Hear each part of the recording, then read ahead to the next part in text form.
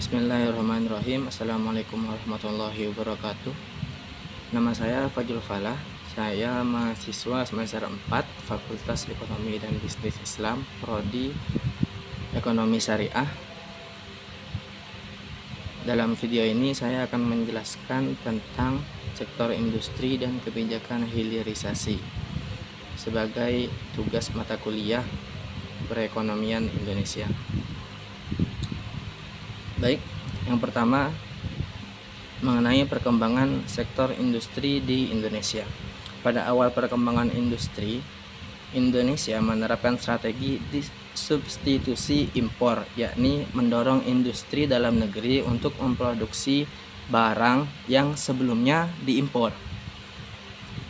Nah, tujuannya itu adalah mengurangi ketergantungan pada produk asing. Yang pertama. Tujuan yang kedua, mendorong pertumbuhan industri lokal. Kemudian juga menyerap tenaga kerja domestik. Nah, namun seiring berjalannya waktu,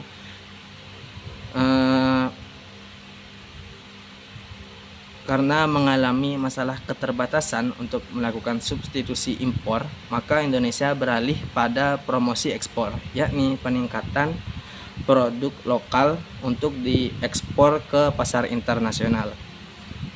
Tujuannya yang pertama, meningkatkan produk lokal untuk diekspor ke pasar internasional, mengundang investasi asing untuk memperluas pasar domestik. Yang ketiga, meningkatkan daya saing Indonesia di kancah global. Kemudian berikutnya, kebijakan hilirisasi dan dampaknya pada nilai tambah ekonomi. Kebijakan hilirisasi merupakan kebijakan mendorong industri dalam negeri agar mengolah bahan mentah terlebih dahulu sebelum diekspor agar memiliki nilai tambah lebih tinggi. Ini merupakan bagian dari promosi ekspor juga. Nah, tujuannya meningkatkan nilai tambah dari komoditas. Misal nikel diolah menjadi baterai, karet diubah menjadi alas kaki, dan lain-lainnya. Kemudian yang kedua, tujuannya meningkatkan lapangan kerja sektor manufaktur. Dan yang ketiga, meningkatkan penerimaan negara dari ekspor produk olahan. Yang keempat, mendorong pembangunan industri pendukung dalam negeri. Nah, terakhir, tantangan daya saing industri dalam era globalisasi. Dalam era globalisasi, industri Indonesia harus bersaing dengan produk luar yang seringkali lebih murah dan lebih berkualitas.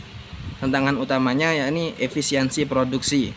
Banyak industri lokal masih menggunakan teknologi lama yang kurang efisien. Jadi penggunaan teknologi lama di produk lokal itu kurang efisien, di mana produk asing menggunakan teknologi yang lebih maju. Kualitas yang kedua, kualitas SDM, yakni karena SDM di dalam negeri masih kurang produktif, di mana masih perlu peningkatan keterampilan dan produktivitas tenaga kerja. Kemudian infrastruktur dan logistik, di mana biaya logistik untuk produk lokal lebih tinggi. Itu biayanya tinggi, membuat produk lokal sulit untuk bersaing dengan yang lain, dengan produk asing. Nah, kemudian regulasi dan birokrasi, prosedur izin usaha dan perpajakan masih menjadi hambatan untuk membuat produk di dalam negeri.